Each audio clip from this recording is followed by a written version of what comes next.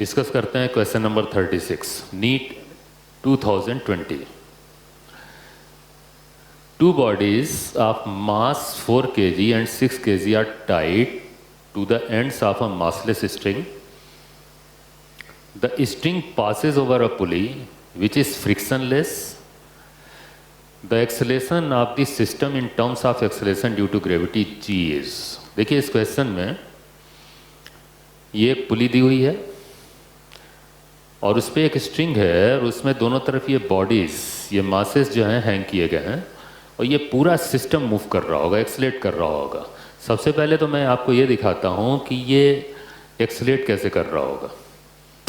इसको आप देखें, मैं आपको दिखाता हूँ ये एक्सलेट कैसे करेगा।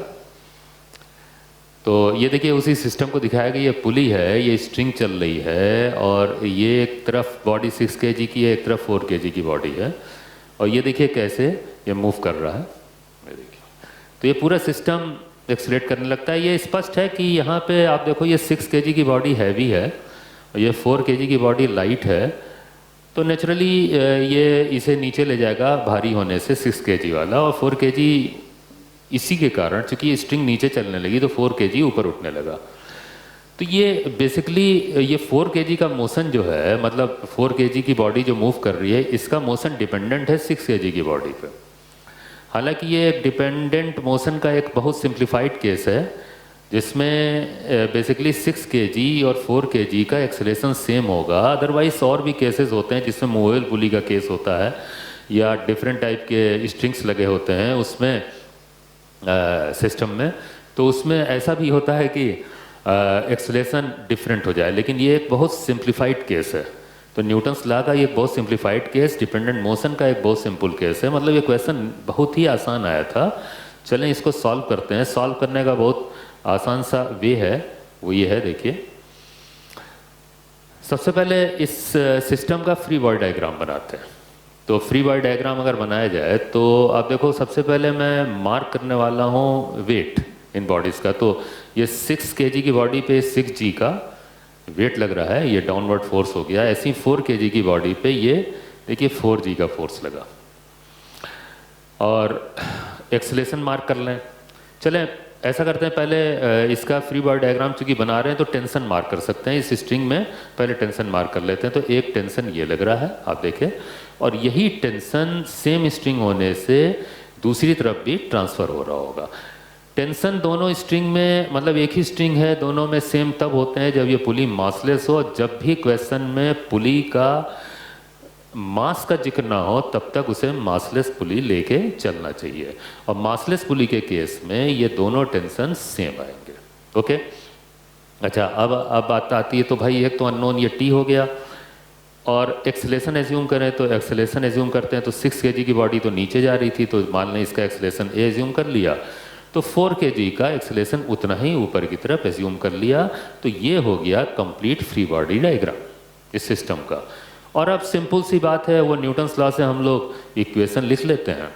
तो इक्वेशन अगर लिखेंगे 6 kg की बॉडी पे, तो आप देखो ये 6 × a is equal to 6g minus T, यहाँ लिख रहा है 6 × a is equal to 6g minus T. इसमें ये देखा जाता है, आपको रिकॉल करा दें कि बात ये उठी थी कि इसमें ये साइन कैसे दिया जाए इन फोर्सेस को। तो उसमें ये है कि 6g, तो ये तो न्यूटन्स लॉ में m × a हो गया, और रह गई बात फोर्स की, जो F is equal to m × a होता है। तो इसमें m × a वाला तो पार्ट ये हो गया 6 × a, और फोर्स को दिशा यानी कि डायरेक्शन के साथ यानी कि साइन के साथ लगाना होता है।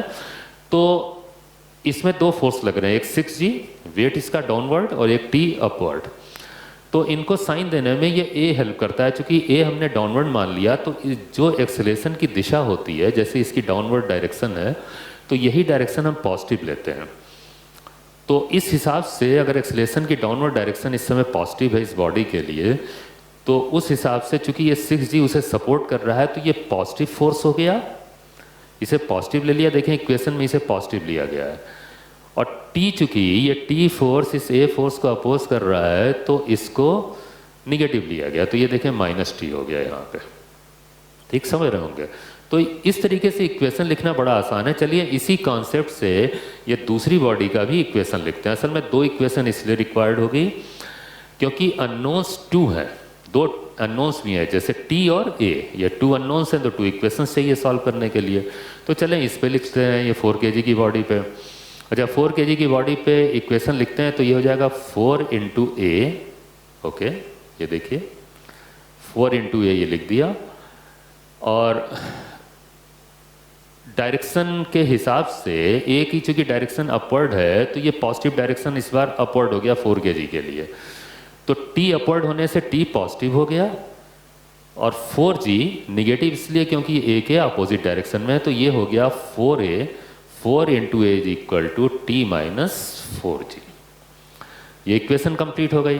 अब इक्वेशन कंप्लीट हुई तो अब इसे सॉल्व कर लेते हैं। सॉल्व करना बहुत आसान है, बहुत ही सिंपल सी इक्वेशन है ये। अच्छा इसे आप जोड़ लो, तो इसलिए इसे ऐड करते हैं, तो ऐड करेंगे तो आप देखो होगा क्या, यहाँ पे देखो ये टी और टी कैंसिल हो जाएंगे, माइनस टी और प्लस टी है ना, तो ऐसे कैंसिल हो जाएगा।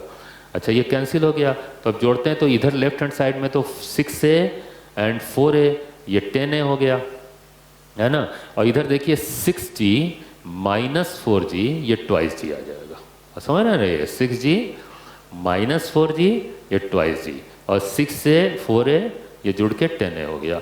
सिंपल क्वेश्चन सॉल्व हो चुका है। आप देखो बहुत आसान हो गया। अब a इज इक्वल टू, आगे बढ़ते हैं तो a is equal to twice g upon 10 and finally acceleration is equal to g by 5। ये 2 से ये 10 कैंसिल होगा, ये 5 आएगा, तो a is equal to g by 5। यही हो गया आंसर। और अगर आप ऑप्शंस पे जाएंगे तो ये ऑप्शन उसमें मौजूद है, उसमें थर्ड ऑप्शन है क्वेश्चन में, और उसका आंसर g बाई 5 मैच हो गया।